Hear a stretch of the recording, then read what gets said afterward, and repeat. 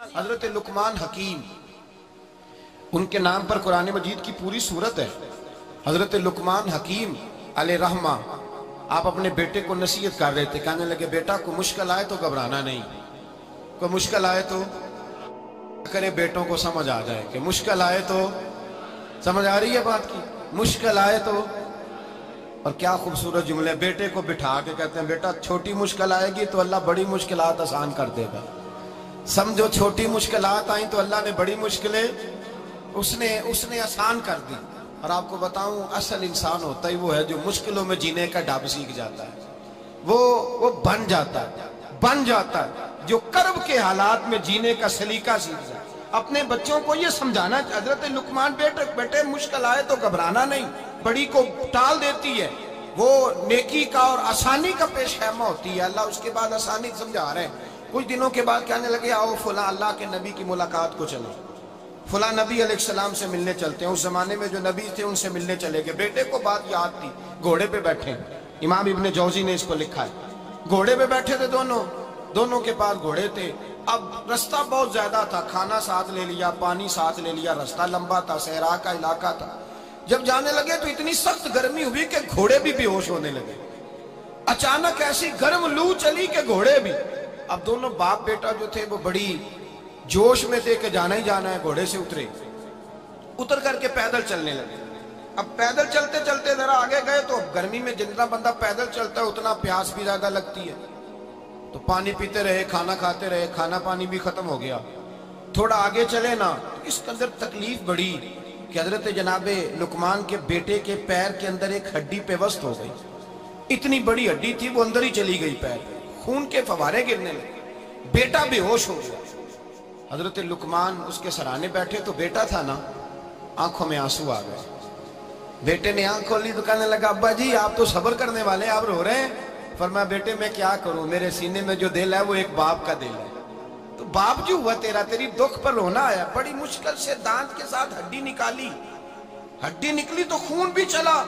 صاحب زیادہ کہنے لگا حضور آپ نے تو کہا تھا ہر مشکل کے بعد آسانی ہوتی ہے، اور چھوٹی مشکل دیکھ کے اللہ بڑی سے بچا لیتا ہے، تو ہم تو اچھے کام چلے تھے، مشکل پہ مشکل یہ کیا ہے؟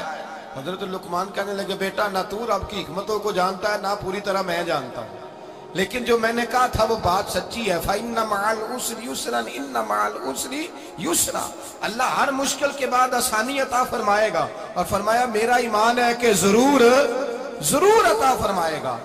یہ بات کہہ رہے تھے کہ سامنے سے دھواں اٹھا، اتنا سخت دھواں اٹھا کہ آپ نے سوچا شاید وہاں بادی یا وہاں جاتے ہیں۔ وہاں چلنے لگے تو پیچھے سے کسی نے آواز دی ٹھہر جاؤ، رکو، وہیں رک گئے۔ تھوڑی دیر گزری تو کہا رک جاؤ، جب رکے تو ایک بولنے والا بولا، کہنے لگا تمہارے لیے تھوڑی دیر کے بعد جانوروں کا بندوبست کر دیا جائے گا، کھانے کا بھی بندوبست ہو جائے گا، بچے کا پیر بھی صحیح ہو جائے گا، چلے جانا لیکن ذرا ٹھہرو۔ حضرت لقمان کہنے لگے بولنے والے تو کون ہے؟ تو کہنے لگے میں اللہ کا فرشتہ ہوں، میں اللہ کا فرشتہ ہوں۔ کہا اللہ کے فرشتے اور یہ سارا کچھ کیا ہے؟ تو فرشتہ کہنے لگا اصل بات یہ ہے کہ سامنے بستی پر مجھے عذاب نازل کرنے کا حکم ملا تھا، آپ بڑی تیزی سے آ رہے تھے، میں نے رب سے دعا کی کہ اللہ اس باپ بیٹے کی غلطی کوئی نہیں، مہربانی فرما۔ رب نے پہلے آپ کو صحرا میں الجھایا، پھر میری دعا کی برکت سے آپ کے گھوڑے ٹھہر گئے، پھر میری دعا کی برکت سے آپ کا پانی ختم ہوا، پھر میری دعا کی برکت سے آپ کے بیٹے کو زخم آیا، پھر میری دعا کی برکت سے سامنے سے دھواں اٹھا۔ فرمایا یہ جو تمہیں مشکل پہ مشکل آ رہی تھی، یہ تو میرا رب تمہیں عذاب سے بچانا چاہ رہا تھا، یہ جو تمہیں مشکل پر مشکل آ رہی تھی تو میرا مالک تمہیں عذاب سے بچا رہا تھا، تم سمجھ نہیں رہے تھے۔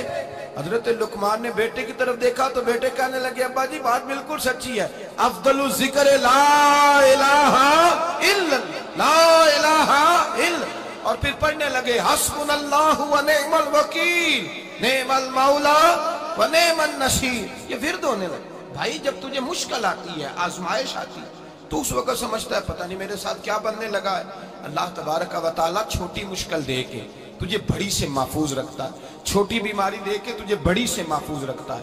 بلکہ میں ایک دفعہ ایک تکلیف میں ایک آزمائش میں مبتلا ہو گیا، تو میں نے اپنے حضرت سے کہا کہ حضور سارے دکھ کٹھے ہی آ گئے، کیا کیا جائے؟ तो आप फरमाने लगे बड़े खुश नसीब हो, जवानी में अल्लाह ने दुख दे दिए, बुढ़ापे में आए तो बर्दाश्त नहीं होते, ये तो बड़े वक्त पे आ गए, शुक्र अदा करना चाहिए, उस जमाने में बर्दाश्त नहीं होते, अब आसानी है, इनको बर्दाश्त करो, हिम्मत करो। मेरे भाई याद रखें, आजमाइशें तकलीफें आपको बड़ा करने के लिए आती हैं। हम आजमाइश को बुरा जानते हैं, दुख को बुरा जानते हैं, दुख तो बड़े प्यारे होते हैं, ये रोने का सलीका सिखाते हैं, ये अल्लाह को मनाने का तरीका सिखाते हैं, ये मस्जिद में जाने का। वो जो सुखी बंदा है ना, सुखी, मुझे एक साहब कहने लगे 2 किस्म के लोग मदीने से आते, मदीना शरीफ पूछने लगे, कहने लगे हजरत जी 2 किस्म के बंदे हैं, कुछ वापस जाते हुए तड़प रहे हैं, कुछ तस्वीरें खींच रहे हैं रुखसती के वक्त, फर्क क्या है? तो मैंने कहा वो जो तस्वीरें खींच रहा है वो अमीर आदमी है, उसे पता है कि मैं फिर टिकट ले लूंगा, महीने के बाद फिर आ जाऊंगा, और ये मदीना छोड़ते हुए तड़प रहा है, ये कोई गरीब है, ये कह रहा है पता नहीं दोबारा मौका मिले कि ना मिले, ये दुखी है, ये आजमाइश में दुखी। सुखी बंदा तो मक्के जाके नहीं रोता, वहां भी खड़ा है, डट के खड़ा, दुखी कोई नहीं तो रोए कैसे?